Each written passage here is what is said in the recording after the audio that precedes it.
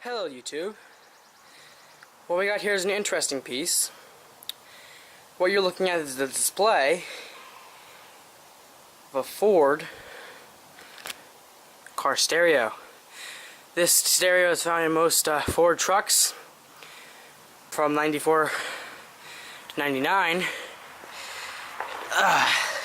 This is just the cassette player model, not automatic, unfortunately. But you turn it on, we see the display. It's tuned to my radio station. And what's very interesting is this bar along the bottom. If you with quick other research, we found out that is the volume, measures the volume control. And they have the audio button. Now this is very advanced. This is a 1994 model. You got bass, treb, balance. Now this is really cool. Look, you got the there's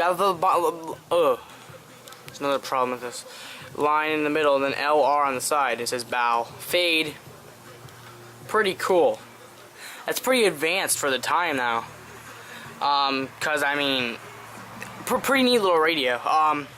Unfortunately, it's a pain in the neck to wire, especially because you have to go through like a trial and error process of wiring it. I did not feel like grabbing a wiring adapter for it, so it took me a while to figure out how to wire it. But I finally figured it out without burning anything up. I only have one of these radios, so that's good. Anyway, I'm going to show you something that you're going to ask, why isn't this not on the radio?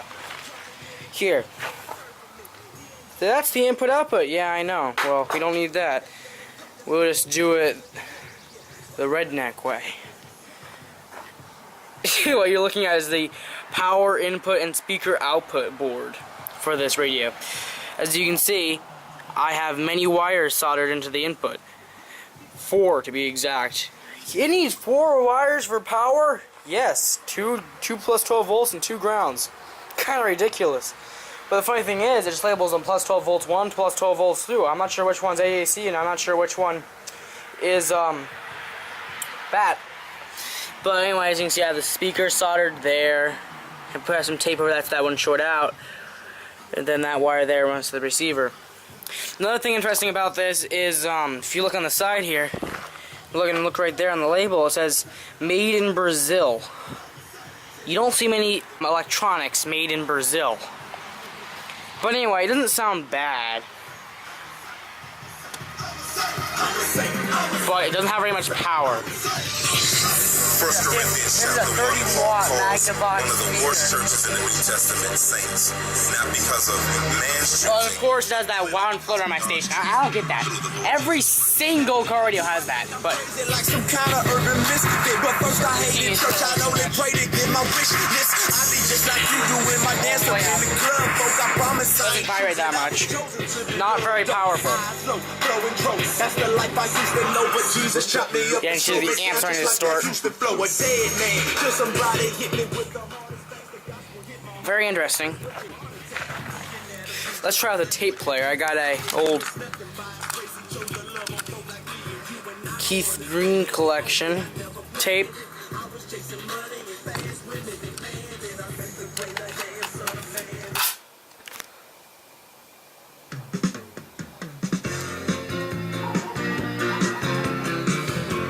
Not bad. See, there's the Dolby indicator there. I checked the voltage while on tape, which is a little bit louder than my radio station, all the way up, and it only read a wimpy 1.5 volts. Not that much. So, as you can see on the display, you have tape, you saw that volume bar, and then that little symbol over there is the Dolby system symbol. Off, on. Let me turn it off so you can hear. Also, you can see the buttons aren't very responsive. Jesus said, let the little children come unto me. You try to make things too complicated, but you really don't have to be so smart. No, you won't learn a thing until you... Sounds better without the Dolby system engaged. Not a very good Dolby system. Why this radio is, this radio really brings back a lot of old memories. Because this is the same radio that we used to have in our truck. Actually, not the same one. It's a different one. This one's from my pop's truck.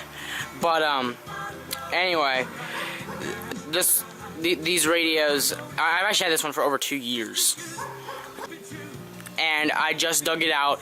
It's been on the shelf in my dad's workshop for some reason. I'm not exactly sure why it'd be in there.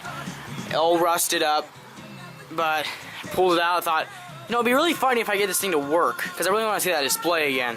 Because as you can see, it's very green. I'm not sure what kind of filter they put over that, but it's really, really green. It does have a color filter over. It's not a naturally green fluorescent display, which that would be really cool now, wouldn't it? But there's it's a manual rewind and fast forward.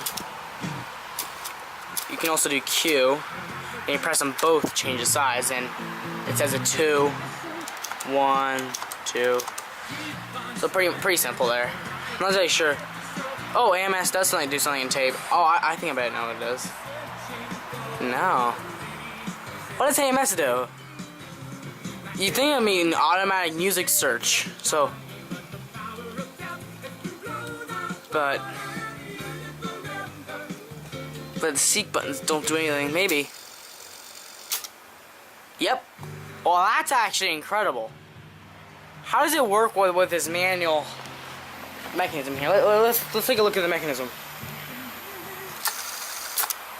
Oh, that's awesome. Watch this. This magnet gets engaged and pulls this pin right here, which trips it. That's really cool. Maybe I'm just being over dramatic, but that's really cool. These old radios bring a lot more excitement than the digital radios of today. They're a lot more fun to watch when they're apart. But anyway, I figured out this one got rained on a couple times, and it's been sitting in our basement forever. You also see that this is the first time I've actually taken it apart in my pop. He does not know terribly much about electronics, so he will have never taken it apart. But yet I found this on it, which I think says 2, or I'm pretty sure it says 2. I think that's supposed to be reversion .10, but it's actually Frev. F-E-V. Someone who doesn't have very good writing wrote that. And then there's a mark here from a permanent marker. But as you can see, that mark's a lot darker than the text. Very interesting. As you can see, most of the caps down here are pretty cheap. Except for that one. I think that one there, can't really see it, but let me see. No, maybe not. Thought that was a Nichicon at first. Don't see. Nah, I guess not. Huh, I thought that was. I thought I saw Nichicon on it. Oh wait, yes I did. Yep, it's a Nichicon. So that one's a Nichicon. These other ones are Simis. Never heard of them. Might have been an old brand. Let's check out. Let's see how the eject mechanism works. As you can see, let's see. Does that? I wonder, does this little thing do anything? Nope. This motor here does it all by itself, with probably another motor underneath, which turns this gear here, when it actually moves the gears. This motor actually runs it all. That's pretty cool. Also, yeah, so very neat little radio. It's an interesting piece. Doesn't do that much, but it is something. It's a radio. It works pretty well. Very low powered, but it has very interesting mechanisms. This is the Ford. F2, 150, 250, and 350 from the years, I think, 93 to 2000. Correct me if I'm wrong, I'm not an expert. But this is a 1994 model. And yeah, pretty unique piece.